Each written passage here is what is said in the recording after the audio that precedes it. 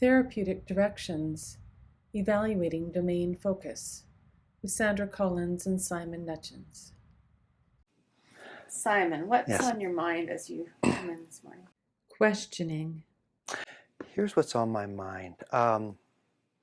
My preamble is that for many years, approximately 20, I've really swam in the waters of narrative solution focused sort of systemic therapies. And I'd say probably about 6 or 8 months ago, I got to thinking that I'm missing a piece here, and it felt like a pretty important piece. And a piece that really aligns well with, I think, some of my own values and philosophy on what's important in a person's life. And so about 6 or 7 months ago, I thought, I'm going to make a shift from my usual ways of doing therapy, and I'm going to bring more mindfulness into my sessions. So that was my goal, to use more mindfulness-based interventions in my sessions.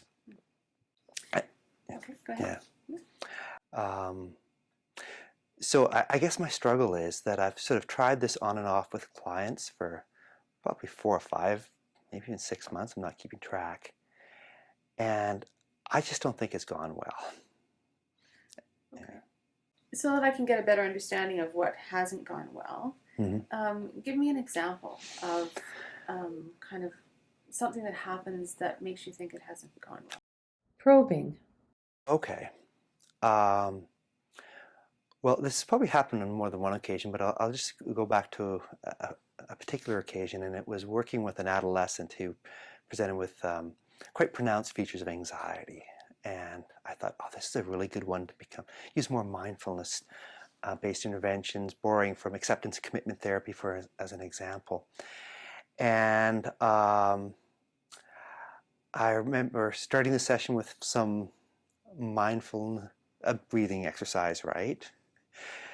Which I introduced to the client, who kind of huffed at it a bit, and so I almost retreated and said, okay, we won't do it, right? But we went ahead and did it, and I did a little debrief, and he was very sort of like, yeah, I'm not sure why we're doing this, which started bringing forth a bit of like, why am I doing this anyways?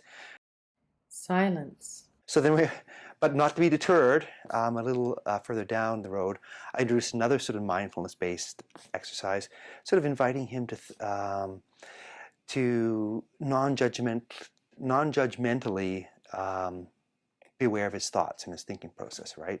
And it's called the leaves on the stream exercise. And I had my trusty iPad because I hadn't remembered the script for it, right? And I remember picking up the iPad, and my hand was almost shaking when I was reading it, right? I'm thinking, this is so outside of what I do as a therapist, right? Yeah. And so the whole thing felt awkward. I'm asking him he can close his eyes, keep his eyes open. And he says, what do you want me to do? And I'm like, well, you can do either one, right? And he says, well, you should know what to do because you're the psychologist. I'm like, close them then. So then I already felt sort of flustered at that point, right? And then I had the script, which I think it said should take 8 to 10 minutes. And I was aware that I read it in probably about 45 seconds. And I felt like it wasn't leaves on a stream, it was like leaves on Niagara Falls or something. It was just, I just zoomed through it, right? And afterwards I thought, I'm not a mindful therapist. It's not my shtick. I went and did some training. It was for nothing. I'll let this one go. Yeah, so I hope that gives a sense of where I'm at with that, yeah. I'm hearing a few things in here. Okay. So there's, the shaking hand and the racing through sort of evidence of anxiety or some sort of stress.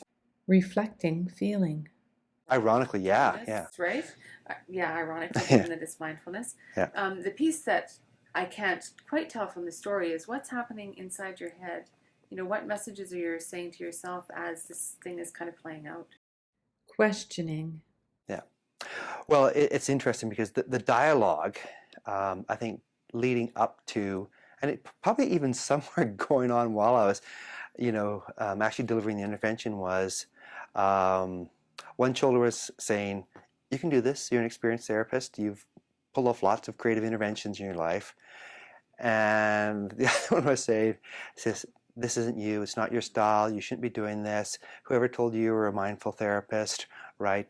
You're the upbeat, solution focused, narrative kind of guy, so give it up. So there was these sort of warring thoughts as I sort of even entered that session and went about trying to implement this new intervention. Yeah. So one of the things that we talk about as we're working with clients around these kinds of things is the connection between what's happened in the moment, what's going on in your mind, Mm-hmm. and the feelings that you're experiencing. Providing transparency. So when you look at this, can you kind of see how those three things are connected? Clarifying. What sense would you make out of that? The connection between thoughts, feelings, and what's happening in the moment. Questioning. Okay. Well, I mean, the thing that seemed to trigger it obviously was being in an office with a young person that, I have a responsibility around helping. So Just pushing back a few times. Reflecting meaning. yeah. There's some kind of specific moments in there from the story where he's kind of going, "Whoa, Simon." Reflecting meaning. Yeah, and I mean, maybe that's another conversation about sort of how I incorporate the timing, the alliance, and so forth when you're using an intervention. So yeah, there was a client in front of me, and his presentation was, I guess, somewhat triggering, because I think if it might have made a difference if he was, for whatever reason, really welcoming and seemed to be into the intervention, but it sort of started the chatter going there when I sort of noticed him. That's when it sort of led to this, I call it chatter, that, what are you doing? This is, yeah, this isn't your thing. Yeah. Reflecting meaning. And I think by the time I picked up the iPad, then it was sort of the nerves, right? And you can feel it in the gut. And then it's, the emotional presentation has shown up. So you can kind of see how that event that happened first kind of triggered this self-talk, and then the consequence of that was this emotional reaction. Providing transparency. Yeah. Then you're kind of struggling in the session to contain your own emotion and continue to, be present. Be present for the client. Okay. Reflecting meaning. Can you make a connection to any other experiences where you have a similar kind of reaction? Where that chatter gets going. Maybe I shouldn't. Maybe I should. Chatter. Questioning. It's a good question. The sort of stepping outside of your comfort zone situations. Questioning. Yeah. I don't know. I have a bit of a leaping nature, so in most things I don't sort of mind, trying something, put myself forward. But this one seemed to be kind of on its own in a way, just because there seemed to be more at stake in terms of my responsibility to be helping someone, and a sense of taking a different turn in my my approach to counseling. That it seemed to, I guess the stakes seem to be higher than this. Other things I guess I seem to be able to try and sort of say, well, if it works, it works. If it doesn't, it doesn't. Right? So this one does seem to sort of stand out on its own. Maybe if I give some more thought, other examples would come forth. But yeah. And maybe because, like you said, the context and the responsibility that you feel in that context. Reflecting meaning. Mm-hmm. So if you were going to think about how to begin to think about change in that scenario. Providing transparency. There's kind of the possibility of changing the trigger. You mentioned earlier, maybe I hadn't built the working alliance or created kind of awareness around this process enough with the client that would, sort of make that more meaningful to him.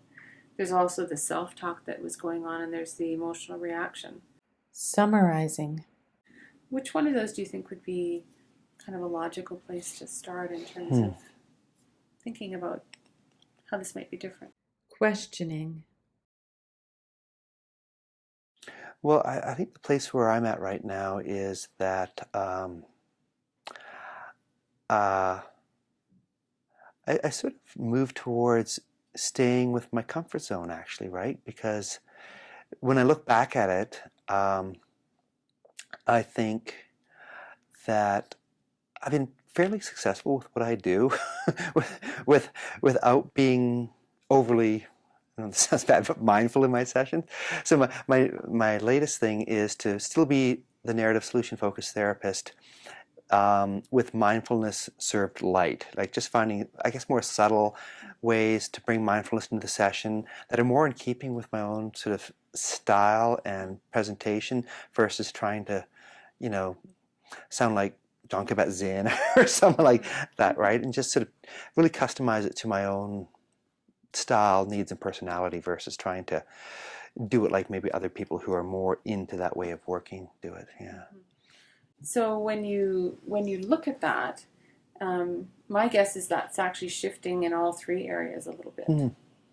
It seems like it's shifting how you present it to the client, like that sort of integrating it more in so it doesn't seem so disconnected from what you normally do, changing your thinking about it in a way, and then likely changing emotional response.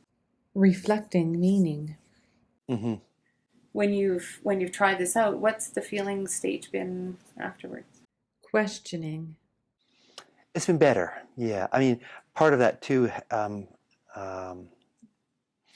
which you might have captured in your summary there, is that just being able to step back from that incident and think more in terms of what I know professionally about what ultimately makes a difference in the consulting room around, the working alliance. And, there's research that shows that, sometimes the connect between when a counselor thinks they've flubbed completely up and what the client has experienced is quite wide, right? So I might have thought I had the worst session ever. And, if I'd had other factors present, it could have been okay. So I sort of remind myself, that if I'm present for my client in a way that I know that harnesses those Karman factors, chances are that I'm not going to be doing irreparable damage. Which is also kind of the nature of triggers, right? Often when we're in a situation where some event is triggering this kind of chatter and this kind of emotion, it's often out of proportion to what's actually happening here and now. Providing transparency.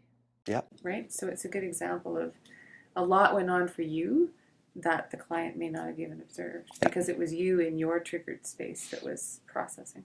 Summarizing. Mm-hmm.